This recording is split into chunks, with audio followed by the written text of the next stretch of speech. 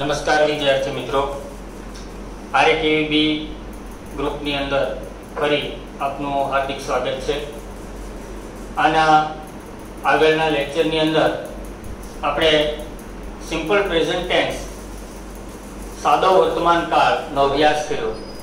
હવે કાળની અંદર વર્તમાન કાળ, ભૂતકાળ અને ભવિષ્યકાળ. તો વર્તમાન કાળની અંદર એક કાળ સાદો વર્તમાન કાળ આપણે શીખા અને હવે આજે આપણે ભૂતકાળની અંદર સાદા ભૂતકાળનો અભ્યાસ કરવા જઈ રહ્યા છીએ. તો સૌથી પહેલા સાદો ભૂતકાળ શીખતા પહેલા જે એની ઉપયોગિતા છે એને આપણે ધ્યાનમાં લઈએ. સાદો ભૂતકાળ. તો સાદો ભૂતકાળ, સાદો મતલબ સિમ્પલ, ભૂતકાળ એટલે પાસ્ટ ટેન્સ. વિદ્યાર્થી મિત્રો, ઘણી વખત આપણને વાક્યને ઓળખવામાં જ્યારે તકલીફ પડે છે ત્યારે આપણે કાળના જે નામ છે એને ખાસ યાદ રાખવાના છે. સાદો ભૂતકાળ, સિમ્પલ પાસ્ટ ટેન્સ. પાસ્ટ એટલે ભૂતકાળ.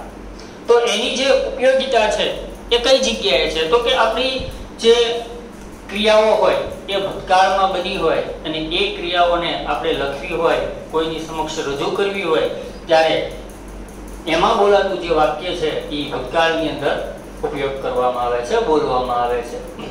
તો આ છે સાદા ભૂતકાળની ઉપયોગિતા કે આ કાળ છે એ ભૂતકાળમાં બનેલી કોઈ ક્રિયાઓ દર્શાવવા માટે ઉપયોગમાં લેવામાં આવે છે. Just an example, I went Salangpur yesterday.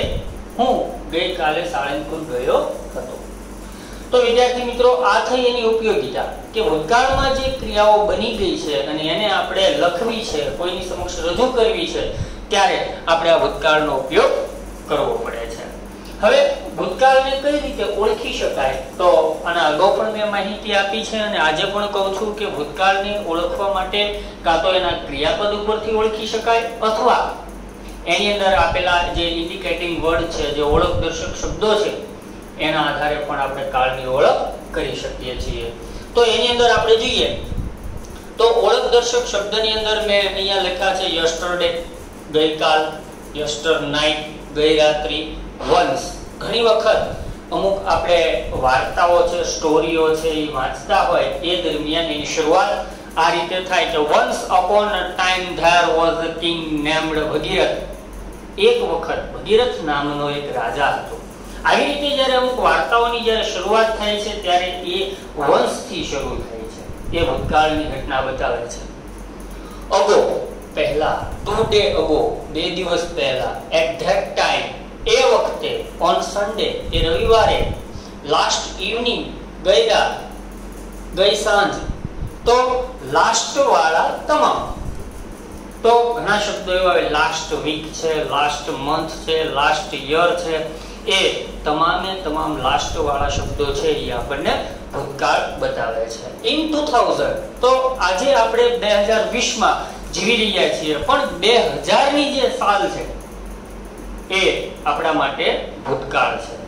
આવી રીતે આપણે આ શબ્દોને આધારે પણ ભૂતકાળને ઓળખી શકીએ. બીજી ભૂતકાળને ઓળખવા માટેની રીત છે એના ક્રિયાપદો.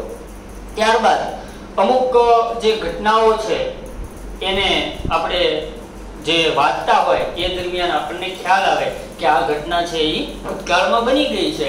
તો તમને એના માટે જેને આપણે કહીએ છીએ ઇમ્પ્લાયડ પાસ્ટ, ગર્ભિત ભૂતકાળ, કે વાક્યની અંદર ભૂતકાળ રહેલું હોય. એક્ઝામ્પલ આપું તો many people died in first world war. પહેલા વિશ્વયુદ્ધની અંદર ઘણા લોકો મૃત્યુ પામ્યા હતા. તો પહેલું વિશ્વયુદ્ધ છે એ ઘટના બની ગઈ છે. તો એ વાક્યને આધારે પણ આપણને ખ્યાલ આવે કે આ ભૂતકાળની ઘટના છે, આ ભૂતકાળનું વાક્ય છે. તો સિમ્પલ પાસ્ટ ટેન્સ ને શીખતા પહેલા એની જે સેન્ટેન્સ પેટર્ન છે, એની જે વાક્ય રચના છે એ ખૂબ જ અગત્યની છે અને એ આપણને આવડવી જોઈએ. તો સાદા ભૂતકાળની વાક્ય રચનામાં આપણે જોઈએ તો સૌથી પહેલા આવે સબ્જેક્ટ, કર્તા. ત્યારબાદ ફરજિયાત ક્રિયાપદનું ભૂતકાળનું રૂપ, જેને આપણે V2 એટલે કે વર્બનું સેકન્ડ ફોર્મ પણ કહીએ છીએ. ત્યારબાદ આવે છે ઓબ્જેક્ટ, કર્મ. અને પછી આવે છે અધર વર્ડ, અન્ય શબ્દ. ફરી વખત વાક્ય રચનાને જોઈ લઈએ. વાક્ય રચનામાં સૌથી પહેલા આવે છે કર્તા, ત્યારબાદ ક્રિયાપદનું ભૂતકાળનું રૂપ જેને આપણે V2 પણ કહીએ છીએ, પછી લખવાનું છે કર્મ અને પછી લખવાનું છે અન્ય શબ્દ, અધર વર્ડ. હવે સાદા ભૂતકાળ માટે જરૂરી શું છે? તો કે આપણને સબ્જેક્ટનો ખ્યાલ છે. આગળ આપણે પ્રોનાઉન ની અંદર જે કર્તા છે એનો અભ્યાસ કરી રહ્યા છીએ, પણ કાળની અંદર સૌથી અગત્યની જે બાબત છે એ ક્રિયાપદના રૂપ છે.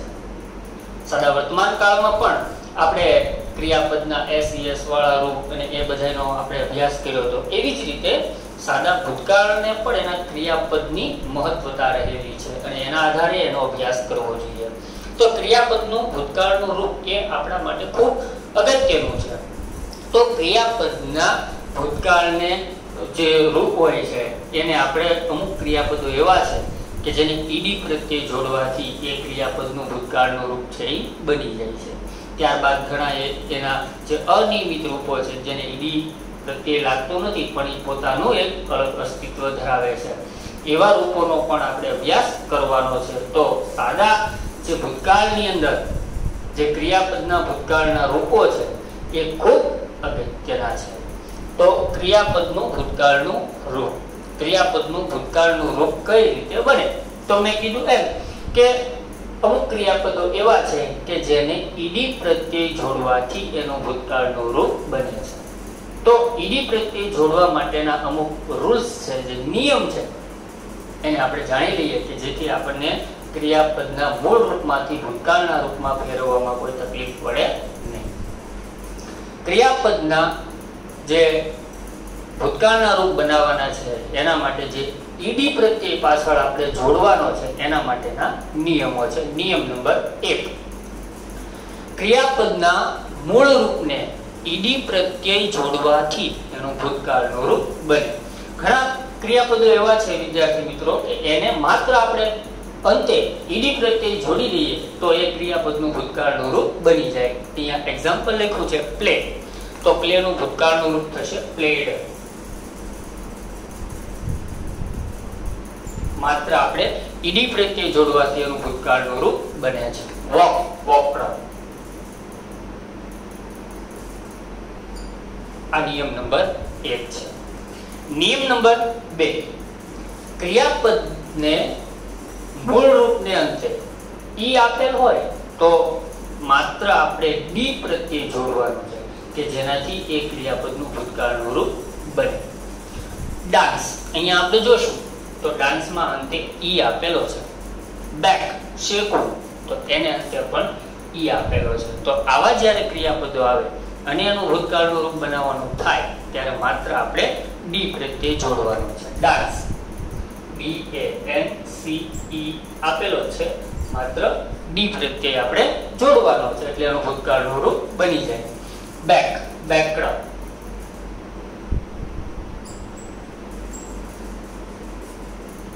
નિયમ નંબર 3 નો અભ્યાસ કરીએ. ક્રિયાપદને અંતે આપણે જોઈએ તો ક્રિયાપદને અંતે વ્યંજન હોય, કોન્સનન્ટ વ્યંજન હોય અને એ વ્યંજનની આગળનો અક્ષર વિદ્યાર્થી મિત્રો સ્વર હોય. કેવો હોય? સ્વર હોય. ક્રિયાપદને અંતે વ્યંજન હોય અને એની આગળનો અક્ષર સ્વર હોય ત્યારે છેલ્લા અક્ષરને આપણે છે બેવડાવવાનો છે, એટલે કે ડબલ કરવાનો છે અને ત્યારબાદ ઈડી પ્રત્યય લાગશે. ફરી વખત, ક્રિયાપદને અંતે વ્યંજન હોય, વ્યંજનની આગળનો અક્ષર સ્વર હોય તો છેલ્લા અક્ષરને ડબલ કરવાનો, બેવડાવવાનો, ત્યારબાદ ઈડી પ્રત્યય લાગશે. ખાસ ધ્યાનમાં રાખજો. સ્ટોપ, તો અહીંયા આપણે જોશું કે છેલ્લો અક્ષર છે એ વ્યંજન છે અને એની આગળ અક્ષર રહેલો છે ઓ કે જે સ્વર છે. તો નિયમ પ્રમાણે પી છે એ ડબલ થશે અને ત્યારબાદ ઈડી પ્રત્યય લાગશે. સ્ટોપ નું થશે સ્ટોપ.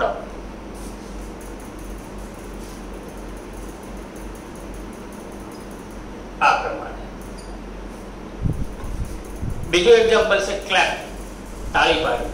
તો એમાં પણ આપણે જોઈશું છેલ્લે છે એ વ્યંજન છે અને એની આગળનો અક્ષર એ એ સ્વર છે એટલે પી ને આપણે બેવડાવશું, ડબલ કરશું અને ત્યારબાદ ઈડી પ્રત્યય લાગશે.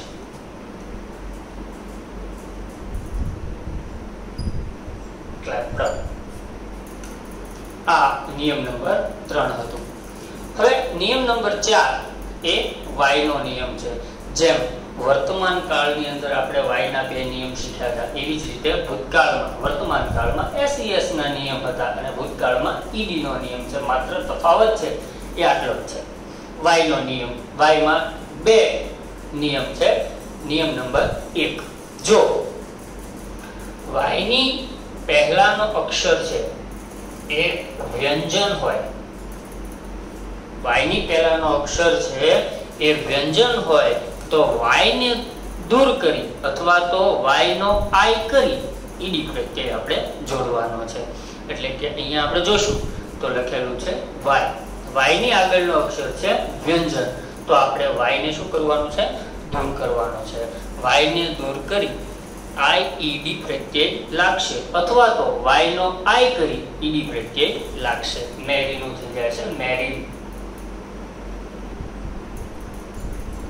આ પ્રમાણે અહીંયા આપણે જોયું કે વાય ની પહેલાનો અક્ષર વ્યંજન હતો એટલે વાય ને આપણે દૂર કરી અથવા તો વાય નો આઈ કરી ઈડી પ્રત્યય જોડ્યું છે. એવી જ રીતે બીજું એક્ઝામ્પલ છે કેરી. તો કેરી માટે પણ એ જ રીતે વાય ને દૂર કરી આઈ ઈડી પ્રત્યય લાગશે. કેરી.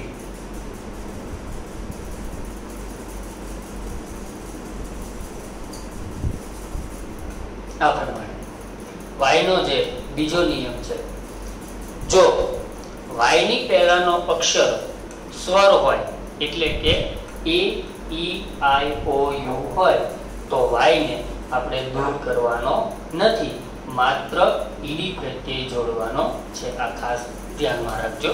અહીંયા આપણે જોઈશું તો વાય છે અંતે અને વાય ની પહેલાનો અક્ષર કેવો છે? સ્વર છે. તો વાય ને આપણે દૂર કરવાનો નથી, માત્ર ઈડી પ્રત્યય લાગશે. પ્લે નું થઈ જાય છે પ્લેડ. પ્લેડ. બીજું જે એક્ઝામ્પલ છે step, S T A Y. તો છેલ્લો અક્ષર છે વાય અને વાય ની પહેલાનો અક્ષર કેવો છે? સ્વર. તો વાય ને આપણે દૂર કરવાનો નથી, માત્ર ઈડી પ્રત્યય જોડવાનું છે. સ્ટેડ.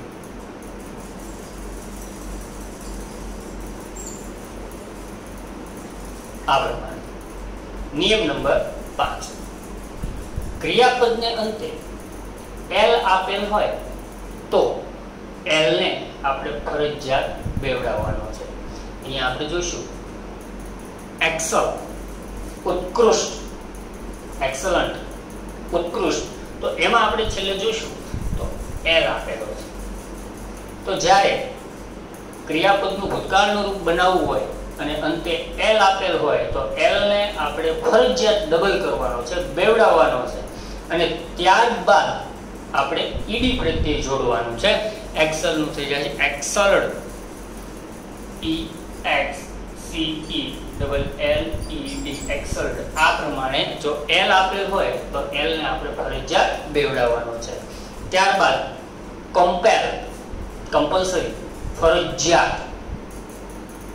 તો એમાં પણ આપણે જોઈશું કે અંતે એલ આપેલ છે તો નિયમ પ્રમાણે એલ ને આપણે બેવડાવવાનો છે, ડબલ કરવાનો છે અને ત્યારબાદ ઈડી પ્રત્યય જોડવાનું છે. કમ્પેલ નું થઈ જાય છે કમ્પેલ્ડ.